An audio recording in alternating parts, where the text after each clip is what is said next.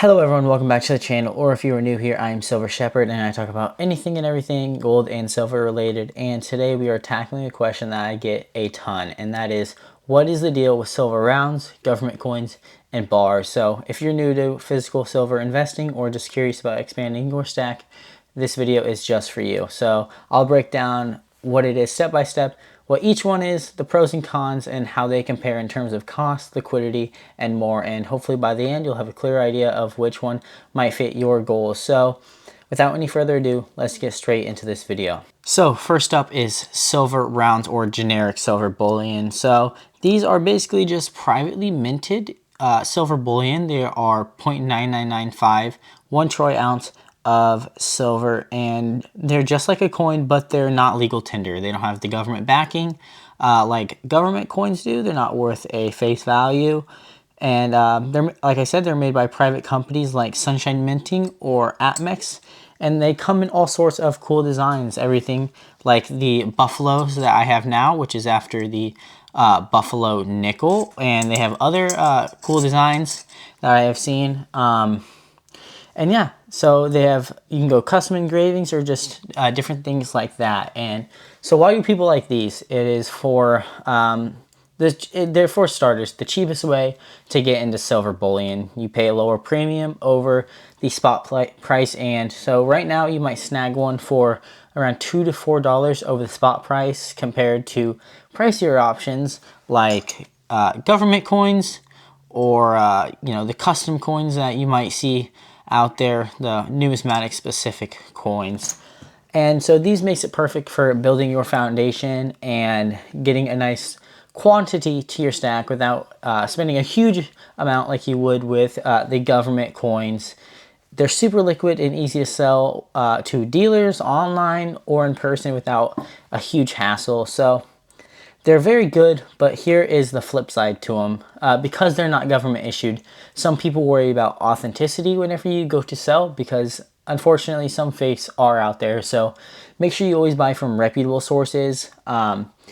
Maybe if you have the money and you're planning on doing this a lot, invest into a Sigma verifier tool. It's a kind of like a metal detector for your stack, just detects whether the silver and gold is real or not. And these coins also do not have collectible appeal. They're more about adding metal and pure weight to your stack than the numismatic part of it. And I think generic rounds should make up the largest part of your stack because they're the best for just adding weight. You avoid all those premiums, and they're very good coins. And some of them do have, honestly, a really good design like these buffalo rounds, just a pure design.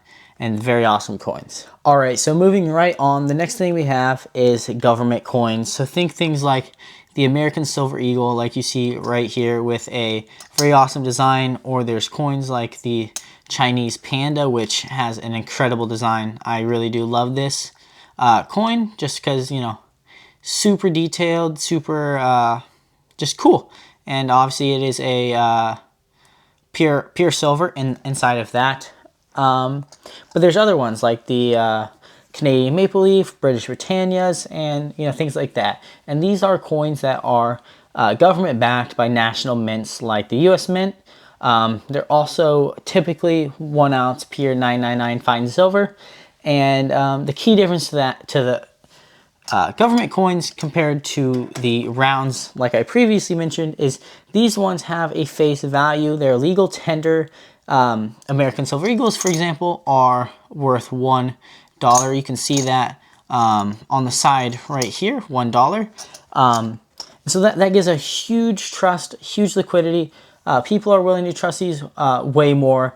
They're way more recognizable, and that is a huge part that kind of separates these coins from rounds, which is what kind of gives them the higher premium. You can expect anywhere from $4 to $8 over premiums for a coin like the American Silver Eagle, and sometimes more for older dates or proofs or things like that. So the pro is that they are beautiful and often with high anti-counterfeiting features like reeded edges, micro engravings, and things like that just go beyond the pure silver.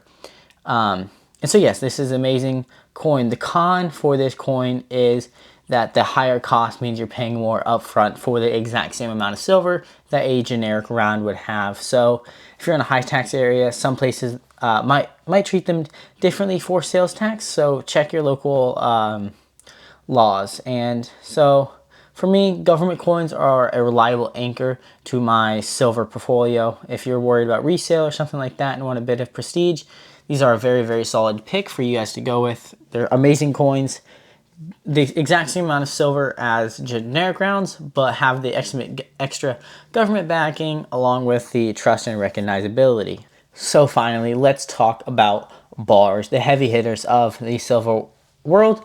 These are rectangular silver ingots like you see on screen. They can be different ounces. Obviously, this is a 10 troy ounce bar, and they're usually ranging from about 1 to 100 ounces, sometimes more, but those ones are pretty rare to get. These are made by private mints like Pamp Swiss or government ones like the Royal Canadian Mint. They're stamped with weight, purity, and serial numbers on them most of the time. They don't really have fancy designs. Some of them do. All about the bars is the efficiency and density of them. So why bars? If you want to go big, these are it.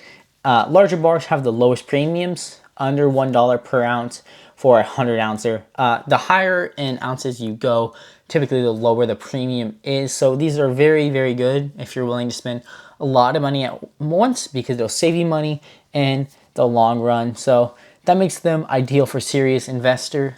Storing wealth compactly. Imagine stacking, 1,000 ounces with bars in a small box with coins or rounds. It's a whole safe. These are amazing to have if you're just going for pure weight and absolutely nothing else. Liquidity is great for smaller bars, but bigger ones can be trickier to sell without, a saying. That's testing the purity, by the way. And watch out for storage. A 100 ounce bar weighs about 7 pounds, so it's not pocket change. It's heavy, and if you have a bunch of them, it can be hard to move, hard to store, and things like that. So the pros for this coin is it is cost effective for bulk buying, and they feel substantial, like holding real wealth. The cons is they're less divisible. You can't break off pieces like this and sell it. So if you need to sell 5 ounces and you have a 10 ounce bar, you can't really break it in half. You're gonna have to sell all 10, which is kind of a downside when going for the high ones. So in my experience, I say start with the small bars, test the water, then slowly move on to bigger ones if you're feeling able. If your goal is long-term holding or maxing out silver per dollar, bars are absolutely unbeatable when it comes to that. So how do these stack up? Let's compare apples to apples. First, cost. Rounds win for the lowest premiums, followed by bars, then government coins.